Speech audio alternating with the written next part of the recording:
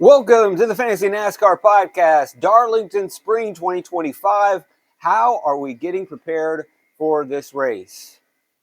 First thing that I want to know is that while practice is important and significant, I'm going to dial back my trust in that data this week. I'm not going to weigh it as heavily as I do at other tracks. It was a similar approach at Homestead, and it worked. I will be doing it again this weekend. The reason is racing and practicing at Darlington, racing and practicing at Homestead. It's two different beasts, two different animals. Now, you're still going to want to look at the practice data, and you get all the lap-by-lap data to really break down what's going on and have some fun playing fantasy NASCAR. Just go to racefortheprize.com or just simply PayPal, Venmo, Cash App the money over to me. Share the sheets. You got Darlington, Bristol, Rockingham, Talladega, just $25. Super cheap deal. Have some fun. So I am dialing back practice. I still will look at practice, but it's not going to be really a deciding factor. I like more of track history this week. Current form's good, but I am definitely bumping up, like I did at Homestead, track history because racing and practice are different at these unique tracks. You can post good lap times depending on what group you're in, but also when everybody's playing nice and you're just running kind of up near the wall, or maybe not even up near the wall, your laps aren't really going to tell us if you can run the race. But if we look at your track history, we know that when you're in a pressure situation and you have to make passes at a track where you need to run up near the wall, it's just a different beast. So I want to see, have you done it before? And obviously we know the heavy hitters that have done it before, but there are also quite a few guys back from 10 to 30 who have had success recently at this track, can manage tires. So I'm going to give a bump to them regardless of what they do in practice. I mean, it was the story with Priest. It's been the story. It's been the trend. And we'll look at some of the data from previous races to further qualify that point. This is going to be a big week for the spreadsheet. This is almost a glorified infomercial this week for the spreadsheet because I think you're going to want to use all the tabs. If we're dialing back practice, then we're going to have to look at data somewhere. And there's plenty of different data points. So that's what we'll do here. So obviously we're looking at the master sheet. Track history right there, quick go-to guide. I also like to look at some of these crew chiefs who've been doing well. I also like to try to identify crew chiefs who've done well with value drivers. You look at Boswell. Now, maybe some of that had more to do with Chase Briscoe driving the car. Nonetheless, Briscoe needs a decently set up car. Ryan Bergenti with Todd Gilliland last year, grabbed 2 top 20s. He's now Zane Smith, so maybe you can find some value there. So interesting little things that you can dive into, try to find some value maybe that people are overlooking. Pit road data, obviously, you're going to want to consider that, especially with your hogs or dominators, however you want to call it. We flip through. Let's see, where I want to look next. You may also want to look at the past optimal lineups in the spreadsheet. One thing worth noting is, remember, in the Southern 500 in the fall, there are more laps, more points, which would lead you to believe that you might have to chase hogs more and thus be in a double punt situation more often than spring. But that's not always the trend. But you can see last fall, we got 2 guys under 6K. The fall before that, 2 drivers under 6K. You're still going to have to find some value in this race, but I don't think you're going to be as squeezed, but you definitely can be. So you can look at some of these past optimal lineups, look for general trends. You might see these guys that were bold here. Corey LaJoie caught a lucky dog during the race. Justin Haley caught a lucky dog during the race. Haley and Dillon, lucky dogs during the race. Haley popping up again in an optimal lineup. Surely going to be very popular this week. Don't see why not. Yeah, different crew chief, but I would say an upgrade with Rodney Childers. So past optimals, definitely something that I would consider. Also going to want to look at the previous dominator or hog trends. And we'll see generally, here's the amount of points. Again, it is a little bit of apples to oranges because in the fall they run more laps. But we do know there's going to be a big number. And we can see one driver run away with it. We could see multiple leaders. We're generally seeing these hog dominator points coming from drivers starting in the top 5. And one thing also worth noting is we're not seeing a guy really dominate year after year after year. Last fall, it was Larson. Reddick in the spring. Reddick again. Hamlin pops up. Chastain. Kyle Busch. Larson. Now, yeah, obviously Larson's popping up a little bit more. Hamlin's popping up a little bit more. But we're not having really a guy running away with it. We've got a handful of drivers that we're going to want to keep our eye on. And I think really anyone can lead this race. So speaking of that practice situation, so if we sort last year's driver rating, so if we look at just last fall, Kyle Larson, best in the race, decent in practice, but not great on the long run, right? You want to see all green. Josh Berry gave me all green. Yeah, he didn't really do anything. He was okay. Top 15 driver. But if you look at Chase Briscoe, what's up to 5-lap speed? Well, he's been Group B.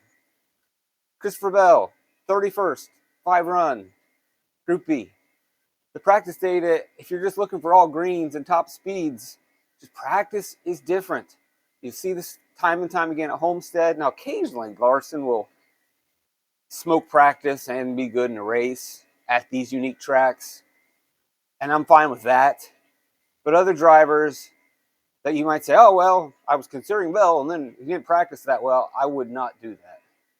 Although I don't necessarily love Bell at this track, I'm just using him as an example. If you've got a guy that you think is a contender, I don't know if I would scrub him from my sheet just because he doesn't practice very well. And you can see that in the fall.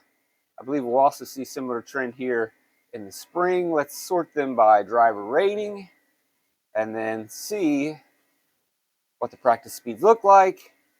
There you go. Brad Keselowski, one of the highest rated drivers, did not in practice. But he did start up front. All these drivers, one thing that they do have in common here is good starting position led to high driver rating. Does that surprise me?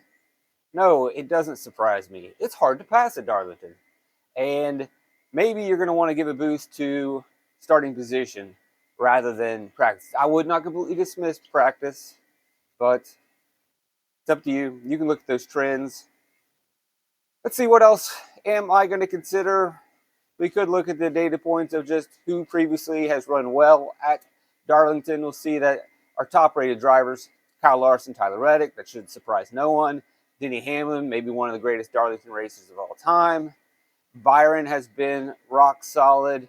He has been looking good. If he can just run a clean race and grab a good starting position, I think this is a team you want to keep your eye on. If not for a penalty at Homestead, I think we would be talking more about him.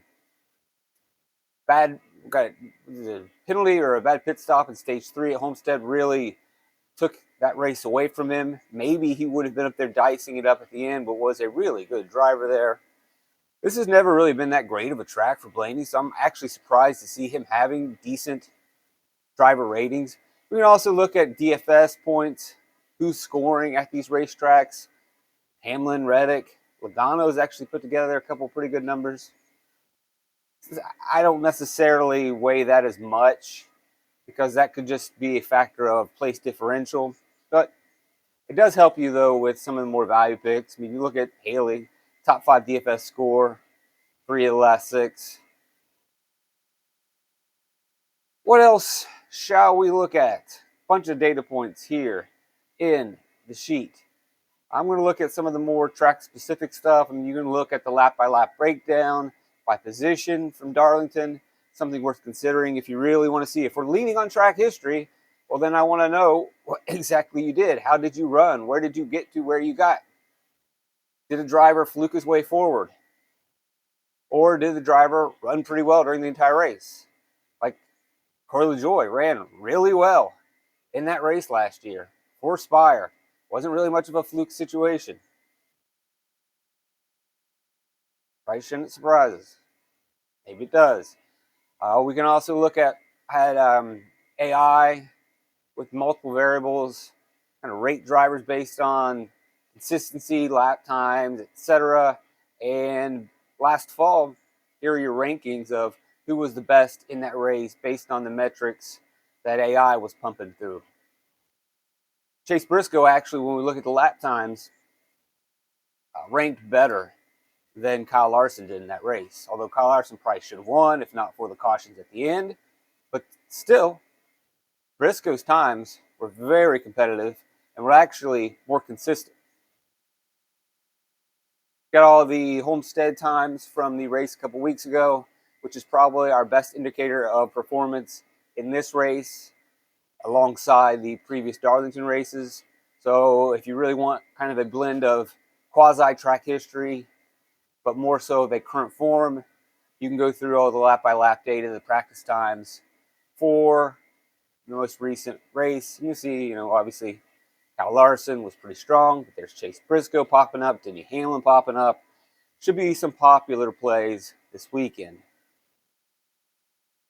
And we can also look at the positional data at Homestead and see how guys got to where they got. And then also we have another consistency lap breakdown for Homestead, rating some of the drivers. Ryan Blaney popping up pretty good. Bowman had a good race. Bubba Wallace ran really well at Darlington last year until that dust up at the end. He's got a fast pit crew. Definitely should be in the mix. I don't know if I have him on the level of Larson, Reddick, and Hamlin, but maybe I should. He's not very far off. We can look specifically at the last run at Homestead, that final 217 to 267, where Larson was just smoking people. Now, I think Larson might have had a better score at Homestead, but wasn't super awesome during the race. He was just there. But when it came time, winning time, 217, 267, he was there. He's on the attack and had the highest rating over that last run. There's Bubba Wallace as well. Chase Briscoe, Denny Hamlin. So not only did they put together good races, they were closers. Some Homestead data we could look at. And again, as I mentioned earlier, let's sort this by... that's just a quick snapshot of our practice data from Homestead. So you can look at the practice data from Homestead, or if you really want to get deep in the weeds, you can dive into the specific lap times at Homestead and see the correlation, if it existed or not, if it was a good predictor. I think it was worth looking at, but it wasn't worth getting married to. That's about all I have for you today. Obviously, the top dogs I think we're all kind of in agreement on, but I think you can go in a lot of different ways with those drivers from 10 to 30. I think a guy that's probably not going to get talked about is Ricky Stenhouse. And we look at Stenhouse, because you're going to hear about everybody. I think Austin Dillon's going to get talked up. Justin Haley's going to be mentioned. Eric Jones will get some attraction. But one guy that I think won't get talked about, who has been quietly running well under the radar for Hayek Racing, or is it Hayek Motorsports? That's Chinook for fast, I learned. I don't know if Gordon Smith, the new owner, although he's been there for a while, but they just rebranded from JTG Daughtery, is putting more money in it, but it's a top 20 car. It's been consistent. Now, the one place where he didn't quite run as well as Homestead. So people say, I don't want to play Stenhouse then at Homestead. But he probably should have gotten a top 20 at Homestead. Given the way that he's run this year and how he did in that race, we'll see that he had the opportunity. Now look, oh man, those lap times look not good. But see him slowly creep his way forward. And he is there in the top 20. And I believe, if I'm not wrong, on 212, he gets hit with a penalty, has to go back to 30th, can't quite climb out of that. Gets himself back up to 24th, stays on the lead lap. But if it wasn't for that penalty, should have easily been a top 20 driver. Jones, Gregson, and Barry were all decent drivers in that race at Homestead, so somebody I want to keep an eye on. Austin Dillon obviously ran well. Justin Haley ran well. Ryan Preece ran well. But I don't know how much I'm going to bump them up over other players. Ultimately, place differential is going to be one of the deciding factors. Quick note on Ty Gibbs, because everybody wants to play Ty Gibbs. I think Ty Gibbs is struggling because Tyler Allen, switching from the Xfinity Series car to the Cup Series car, is just not understanding how to set it up. And if you watch some of the onboard with Ty Gibbs, he's constantly complaining, tight, tight, tight. And it makes sense. This is a different stock car. The Ty Gibbs team wasn't necessarily running that great at the end of last year, and they mixed some things up. So, yeah, there might be a little bit of a performance downgrade by Ty Gibbs this year. Maybe he is struggling. But I think ultimately the biggest deciding factor is that this is Tyler Allen's first year in the Cup Series, and his setups just aren't working at the moment, or at least they're not jiving with Ty Gibbs. So that would be a concern for me. That'll do it. Thanks for joining for the Fantasy NASCAR Podcast, racefortheprize.com. $25. You're going to want to check the data. This is a data-driven week. Track history is a big deal for me. Homestead's a big deal for me. Thanks for joining me. Trip Light's fantastic.